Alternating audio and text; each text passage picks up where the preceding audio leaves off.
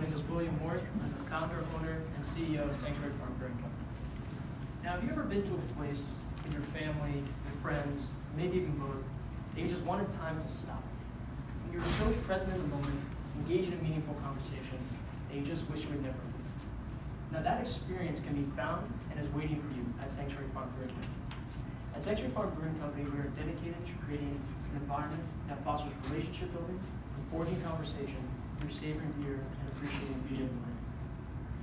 We welcome you to relax, unwind, and enjoy delicious beer made from locally sourced ingredients within a bucolic, or as I like to say, brewcolic farm setting.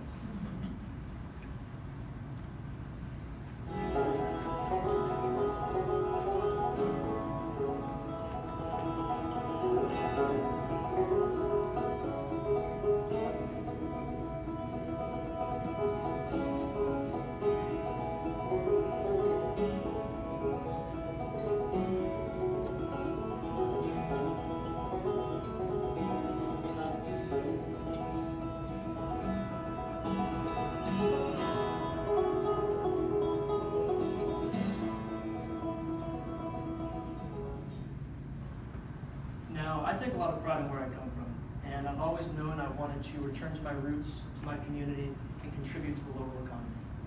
And for quite some time now, my family has been wanting to convert our 250 acres of land into a profitable business.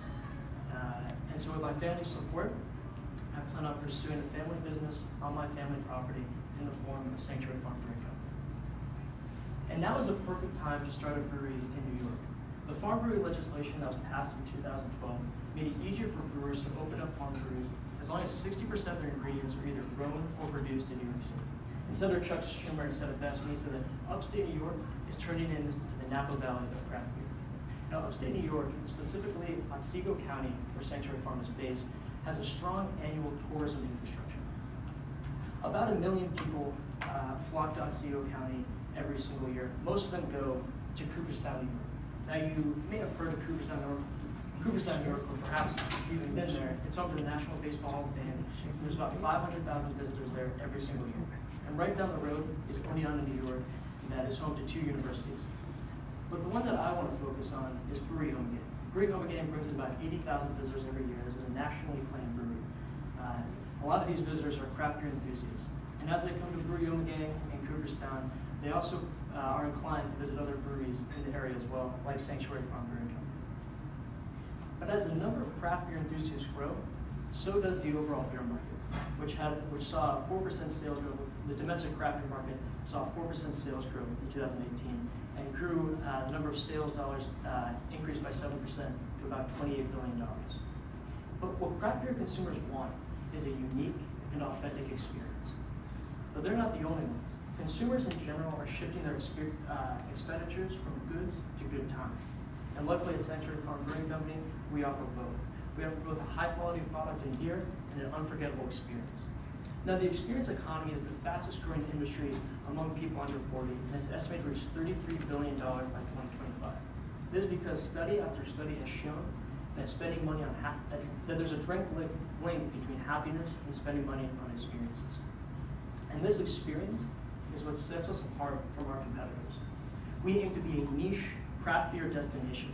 We offer private farmland settings, 5 miles of walking trails, and a chance to see up close the hops that will be grown on site that are going into your beers. And also a chance to see the brewing process up close from grains to glass. Now, our taproom business model and direct-to-consumer sales is going to equal higher margins. And because of the farm brewery license, we'll be able to self-distribute, which will also result in higher margins. So now that I've talked about the differentiators, I want to share with you guys the vision. And after speaking with my family and coming up with a general idea of what we want Sanctuary Farm Brewing Company to look like, we've come up with some images that we want to replicate. Now, although these images give a general idea of the aesthetic that we're looking to create, ultimately we're going to put our own unique twist and special design on the tap room and brewery. Now, over the past month, Sanctuary Farm Brewing Company has evolved from an idea and a vision to a reality. We launched a social media campaign where in under 24 hours we were able to increase our amount of followers by 400%. So I encourage anybody in the audience right now to take out their phones and follow Sanctuary Farm Brewing Company, or you can visit our website that we launched this week. We've also broken ground and started construction, and one of the ways we're going to minimize startup costs early on is through my dad's construction company. All the work will be done in-house. And we are officially legally incorporated as Sanctuary Farm Brewing Company, LLC. Another one ways that we promote our brand is by having merchandise. As you can see, my friends supporting it. They'll be available during intermission if you guys want to pick up one of your brand new merchandise. I'm also some of the all-star team board advisors that I'll get to in a minute. But I'm also, for our business initiatives, I've entered into the New York State Business Plan competition to potentially secure more funds. And before we open up in the spring, I want to continue my brewing education to perfect the craft. I've also begun filing paperwork, and I'm working with a representative from the Bank of Cooperstown for a 5-year, $15,000 loan. I've also been able to make crucial connections in the craft beer industry. But one of the things that I'm most proud of is the all-star team board of advisors that I've been able to assemble. 6 out of 7 of which have gone through a rigorous vetting process of 22 years. They're family members. The only one who hasn't is Molly, my mentor. She's got 22 more years to go. But all of them bring a unique skill set and a business expertise that is invaluable and will contribute to the success and growth of Sanctuary Farm Brewing Company. Now, we've laid out our future development into 3 distinct phases. The first phase is fine-tuning the recipes, coming up with recipes, and also promoting our brand and our product visibility. We also want to establish a customer base. Now, phase 2 is when we're really going to start to utilize the 250 acres of land to our advantage by collaborating with local small business, perhaps by doing food truck festivals, bringing in local artists to do live music, open up as a camping venue, a wedding venue, and a corporate retreat. And also in phase 3, we're going to open up as a concert venue and a farm-to-table brew pub restaurant. So right now I want to give a brief snapshot of our financials, more financial information. The supplemental financial information is in the business plan. But there are 2 things that I want to point out. The first one is that within year 1, we aim to be profitable. Within year 5, we look to grow by 209%. And these are all based on very conservative growth numbers. And so now I want to share with you the prototype or flagship beer, the Blessed Way IPA, that we've been working on. All of the ingredients are grown in New York State. And Columbus and Cascade hops we will be growing on-site at Sanctuary Farm. So to conclude, there's many people that I want to thank right now. I want to thank Roy, I want to thank Ken for giving all of us this opportunity to for giving us the opportunity to showcase our beer, showcase our business ideas. I want to thank Molly, who's watching from Iowa right now. Thank you, Molly, for your belief in me, belief in this idea. I want to thank my friends for helping out, and I want to thank my family, for your unconditional love. And I feel with you guys in my corner, anything is possible. So thank you so much. And I hope that this is the first of many beers that we can share together, the first of many conversations we'll have. And I can't wait to see you all at Sanctuary Farm Brewing Company. Thank you so much.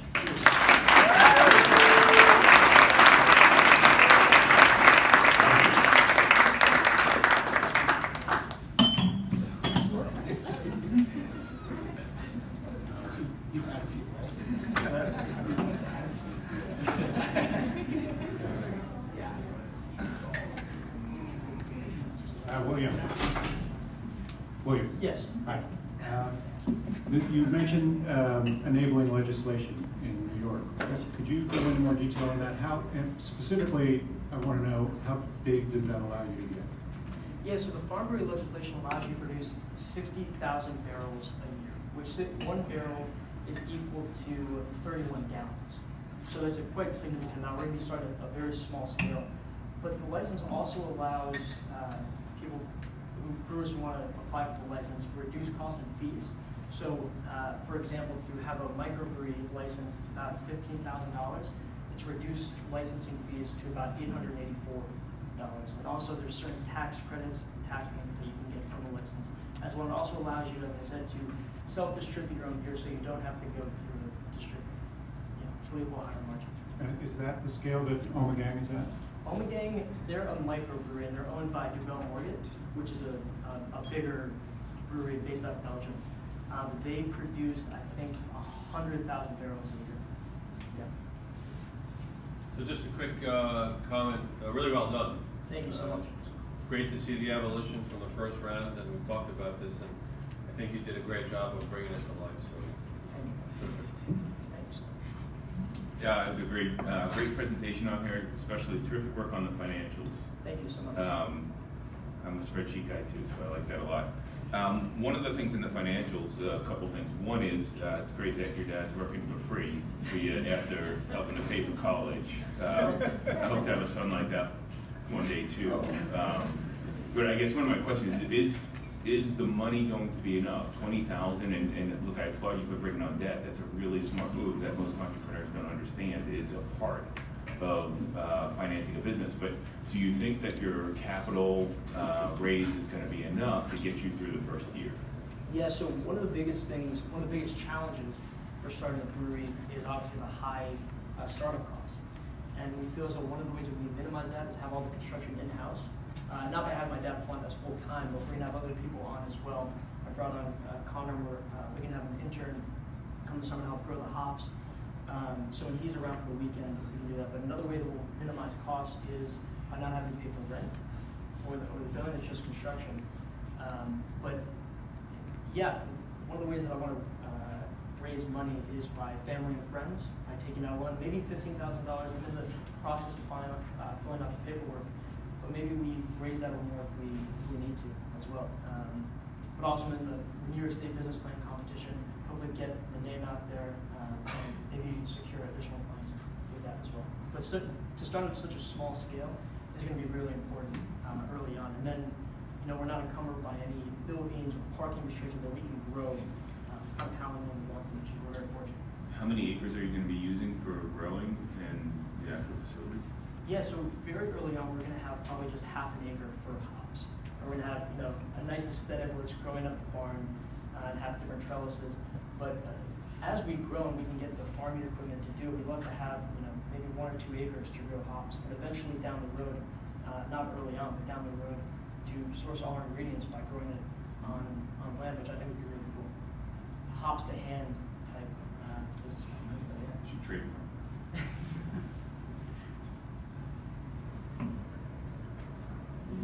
So tell me a little more about the experience side of it, Of course. right? So we talked a little about the product, but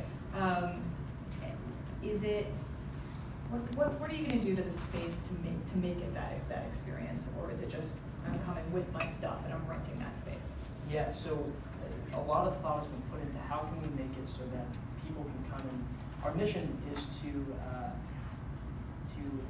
redefine our customers' relationship with beer. And what we mean by that is creating a space where people are really building conversations, breaking bread with one another, even by having round tables so people are always seeing face to face, not having any TVs, encouraging people to put their phones down. We have 5 miles of walking trails throughout the property, even having outdoor lawn games. People can come and enjoy their time there. But as we grow, there's more ideas I think that we can work with, utilizing that 250 acres to our advantage and creating an experience that's really unlike anything that exists in the Oneonta area. I'm the gluten party pooper again, but I did try it. It's fantastic. This is brewed by you, and you're not up and running, or how did this established? That's a good point. I didn't know early on that people could brew their own beer. That was something that I came out when I was in London. I was going to a shop and I saw beer making, and I thought that was super cool. If I had known the age for brewing beer is 18, if I had just known that, I could just brew my own beer. But yeah, I brewed that in my kitchen using very rudimentary kitchen equipment. And yeah, just while I'm brewing, I'm learning about the science of it, the microbiology of the yeast, the isomerization of the hops going into. So it's very fascinating to me. But yeah, I'm still working. It's a prototype right now. But I'm still working on to really perfect that recipe and make it as good as possible. Well, it's delicious. Outside of the experience on your property and what you're creating, what's the scalable strategy to get your craft beer, into many hands? Yeah, so I think one of the growth is a really interesting thing in the craft beer industry because people really like small breweries that they can go support in their community. And what I've been reading, once you get really big, it starts changing a lot of what the brand is. You get bought out. So I really want to remain an independent craft brewery, not being bought out by Anheuser-Busch or Miller Coors or anything like that. But eventually, as we grow, it's like word to mouth. We're going to be going early on. Our financials are structured so that everything is almost in our control. What we produce, how many, even like from month to month, how many restaurants we need to go to sell, how many retailers we need to go to sell our beer. But eventually, we hope to grow so it's all over New York State, maybe all over the East Coast. But that's down the road. But one thing that we want to hammer on is sort of the experience of coming there and enjoying the beer, seeing the process unfold, seeing the hops that are being grown. So yeah, does that answer your No, question? thank you. Okay. I'd like to go back to something Dana brought up in terms of the experience. Yeah. We all know Cooperstown as an experience, and what I remember most about the experience is that you can't get there pretty much from anywhere. As you build your brand for that traveler going across New York State, how far out of the way are you? So we're actually perfectly located right in between Oneonta and Cooperstown. We're right off the main road there, which is 28. We're about 2 miles off of that, so if we put on a sign, one of my dad's best friends owns a plot of land right on 28, and we were in contact, putting the sign right there, getting people to come in. So you have to get off the highway on 88 in order to get to Cooperstown, or you can continue down to the Oneonta as well. Most people are 500,000 people are going to Cooperstown. And we were directly right off of that main road, so if we put a sign up there, Sanctuary Farm Brewing Company, this way 2 miles, I think that people are like, oh, let's go check that out. But I think to Dexter's point though, is this gonna be a New York, like I go to Middleburg, Virginia, Oh, for yeah. wine tasting and beer tasting out there. You can fly into Dulles and then 40 minutes later, you're right there and everything else. Do you think that this is gonna be a New York destination in upstate New York, and you're gonna draw from New York City and Boston only, or? Yeah, I would really hope it's just like the niche craft beer destination for anybody. And a huge thing right now, my siblings live in New York City, I'm probably going to friends, and one of the big things going into upstate New York and having like a really bucolic experience. That's a really big movement right now. As for being a destination, I think we're very fortunate that we're right next to Cooperstown, so we're not going out of your way to go to some small little town to visit us. People in Cooperstown, a lot of people stay there for a week, and you've been to Cooperstown, it's kind of small. There's a couple of things to do, so we're hoping to get on the list, get into the Chamber of Commerce, advertise with different people who rent out their houses, get pamphlets in there, so that people say, oh, Sanctuary Farm Brewing Company is the place to go to if you want to have a real upstate New York experience, get out into nature, have some delicious beers like that. Okay, that's it. Thank you very much.